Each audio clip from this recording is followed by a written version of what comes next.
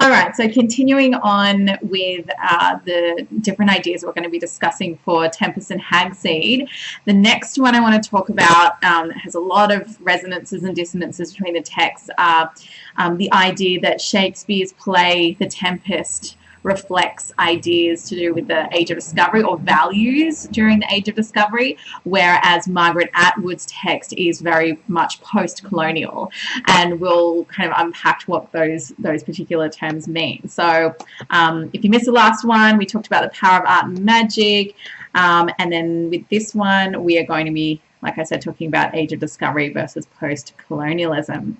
So just to give you an idea of what the Age of Discovery was, so during Shakespeare's era, and I've actually done a whole video just specifically on Age of Discovery versus post-colonialism, but Age of Discovery was when, you know, like there was the kind of the superpowers, I suppose, of the time, so particularly England, as well as France, you know, a lot of, there were many other countries, but like people were, going and colonizing new countries, and there was this idea that the people that they were colonizing weren't really human beings, right? So you could basically just go and take their land and give them no rights, and that was perfectly fine because, you know, they weren't human anyway.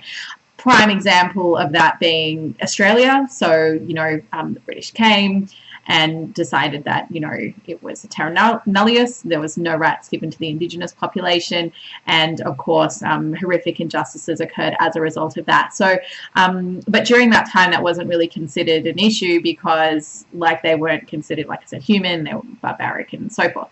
So what happened was there was a shift in the 1980s, around the 1980s particularly, where these untold stories of these minority groups, or the other, as they call, you know, people that are sort of not being included in that mainstream society, they get their stories told, and this whole new perspective emerges about the history, like the history we're taught and educated about. So in the 1950s, like what you would have learned about the history of Australia is very different to what you would now learn today as a result of the shifts that have happened and the post-colonial perspective that has emerged. So obviously there's colonization and there's post-colonialism, which is looking at the injustices that occurred when we're looking at things like, you know, the stolen generation, assimilation, like all the horrors that happened. And that's just in the Australian context, but every country that has been colonized has their own pretty horrific story,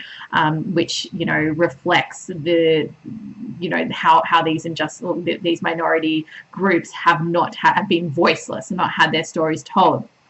So when you're, so a couple of sentences here about how you can talk about this, you know, so post-colonialism questioned the grand narratives and histories prior to the 20th century, arguing against the notion that Indigenous peoples were inferior and barbaric.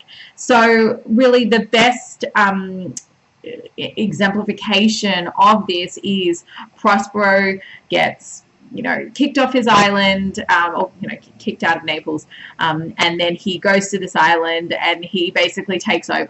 So, you know, originally what they say is, so let's have a look at some quotes. So, you know, hell is empty and all the devils are here. So all the people already existing on this island, they're devils, they're not really human, and basically Prospero comes in and enslaves them for his own use.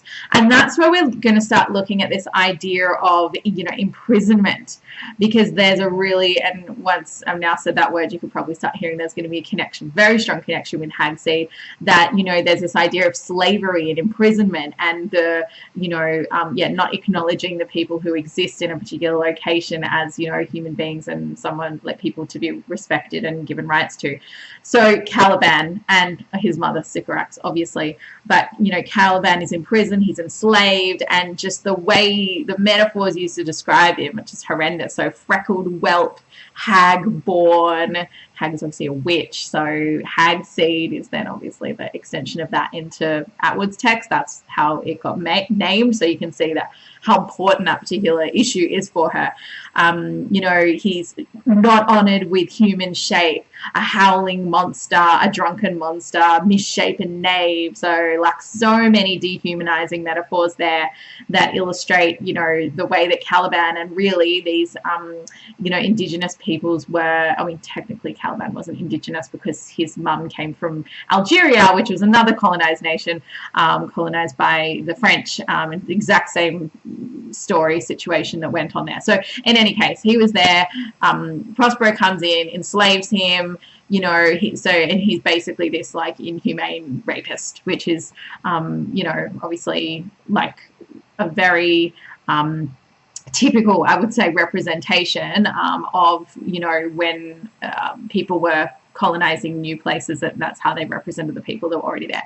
And then, interestingly from HagSeed, like then you have a perspective. So it says he feels that his birthright, the island, has been stolen from him by Prospero and he wants it restored. So that's where Caliban's resentment comes from.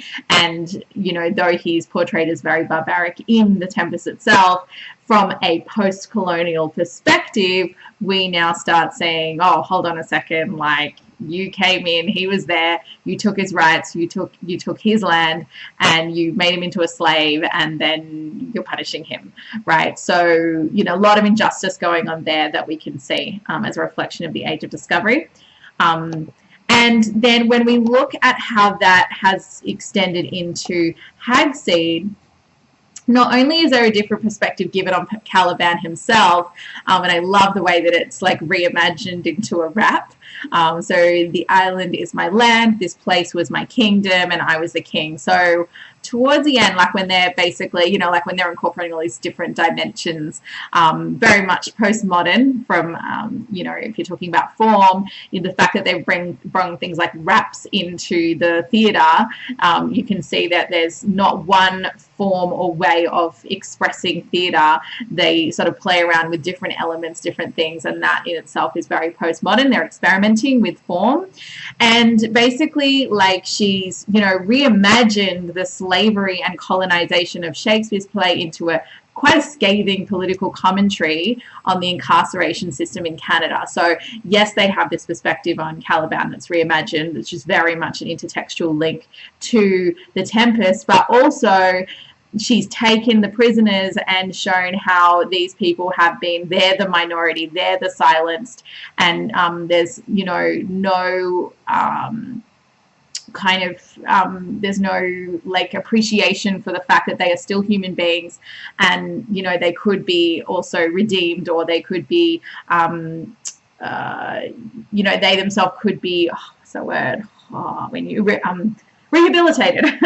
So what quotes we're looking at here: prisons are for incarceration and punishment, not for spurious attempts to educate those who cannot by their very natures be educated. So that's obviously a perspective given on how, these people aren't human, they don't deserve any rights, and they certainly can't be, they don't have any depth, and, certainly can't be rehabilitated. So the way that something like art and theatre are again used here to show how these prisoners, are able to now have a voice and are able to show like different levels and depths and even compassion and so forth, whereas people don't appreciate that is the case. And that is really very much a modern issue, where people that have been incarcerated like really struggle to become members of society again. Like, even if they do their time, they've always like got that black mark on them, and it's really, really difficult to move on from that. So there's not a lot of compassion given towards those individuals, and that is a value that Atwood is really kind of moving towards, the idea of like justice and compassion. Like, look, justice has been served,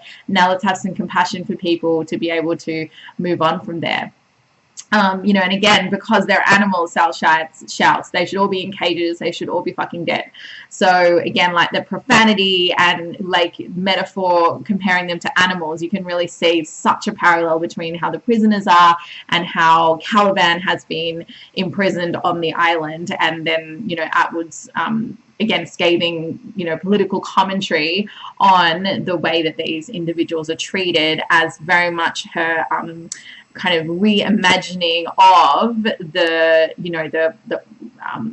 these groups from a post-colonial perspective, very much infusing values of compassion and so forth, which are absent from Shakespeare's original text.